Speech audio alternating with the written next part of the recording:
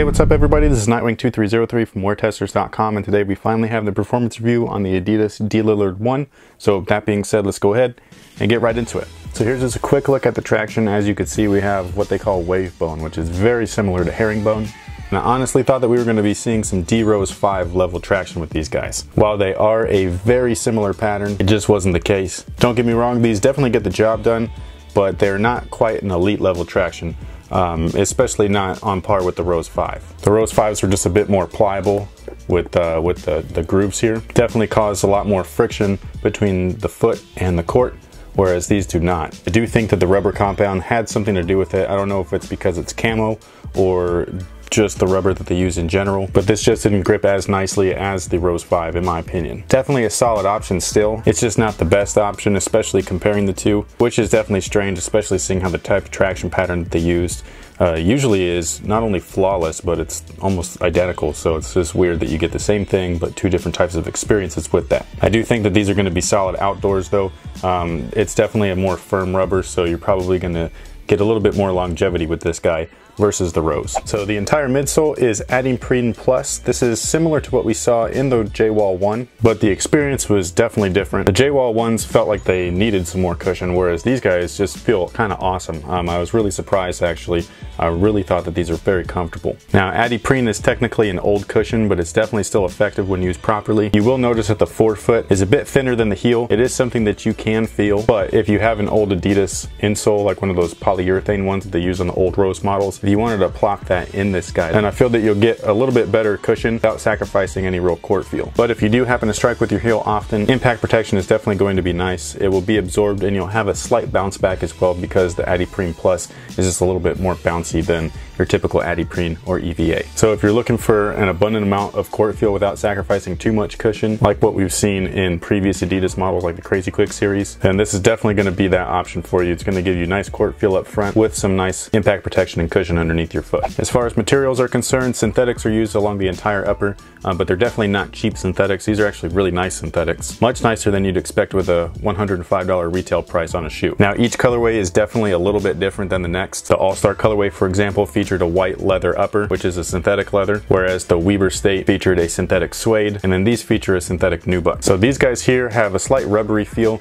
They're definitely durable, so if you're getting kicked around or you're getting stepped on a lot, it's not going to tear or rip on you, and it also is pretty darn supportive. Whereas that Weber State that I was talking about is the all purple version. Those felt a little bit too flimsy for hooping in my opinion, just not real support or restrictiveness along the upper. So I feel that that colorway would probably be better suited off court, whereas this colorway or one of the synthetic leather options would be better suited on court. Now I usually don't like bringing up price, mostly because prices and affordability is very subjective from person to person, but in my opinion these definitely don't feel like, and I'm just talking straight up materials, don't feel like a $105 sneaker. I'd be happy paying 130 bucks for something that was like this. Of course I don't want to pay 130 bucks, so 105 is perfectly fine with me, but hopefully you understand what I'm saying is just that the materials, they definitely don't feel cheap or like that they're budget friendly or anything like that. They feel very nice.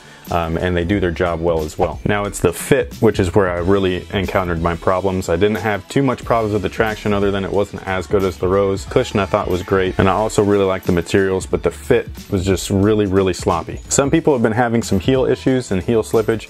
I personally have not experienced that, but I'm definitely having forefoot issues. The forefoot is just not secure.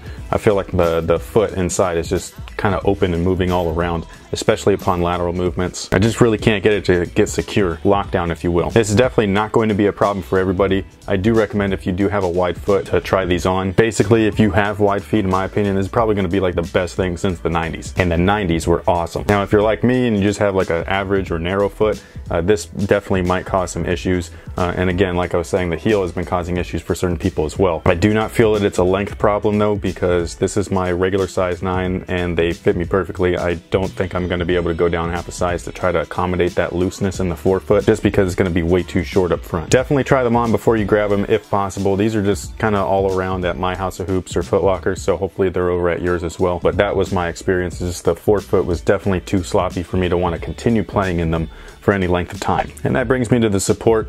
Most of the support in any shoe relies really heavily on their fit. So with my experience, in this particular model here with the sloppy forefoot definitely caused some lackluster support within the forefoot area, especially upon lateral movements. So if your foot and your shoe are going in two different directions. That's not a good thing. So if you are like me and you are experiencing sloppy forefoot issues, the support upon lateral movement is going to greatly suffer. Now, if you're one of those guys that is experiencing heel issues, then ankle stability and lockdown is going to greatly suffer. So either one, not a good deal. So while there are some really great pieces in place that usually help regulate support, such as their sprint frame, which is attached to their heel counter, and then the outrigger section, if the fit is bad, then all of those other little tweaks and pieces or enhancements that they've added to increase support basically get canceled out. So overall, the Lillard 1 is a decent budget model. However, don't get that confused with like a bang for your buck model. In my opinion, there is definitely a difference. So in my opinion, being a budget model means that you're getting something for less. So obviously 105 bucks, you're kind of getting what you pay for. Whereas bang for your buck means that you're paying less for something, but you're getting more out of that something that you purchased. Basically, you're spreading your dollar a little bit further than you would with, say, buying this shoe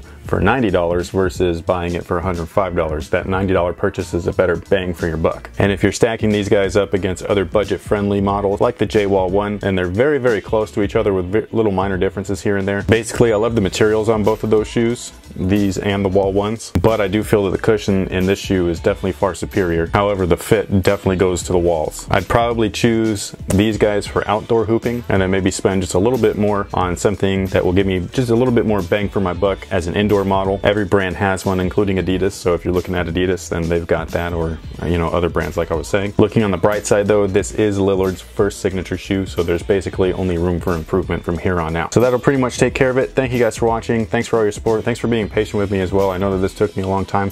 I'm definitely getting older and I can feel it, so I need to take a little bit of breaks in between shoes. And if you want any more information, including their scores, just stay tuned to the end of the video, or you can go to my site for more information, WearTesters.com. There's also going to be a link in the description box below that's going to explain all of the score badges in case you're confused on that stuff. So thank you guys again. If you're interested in these guys here, there will be links in the description box. And until next time, guys, have a good one.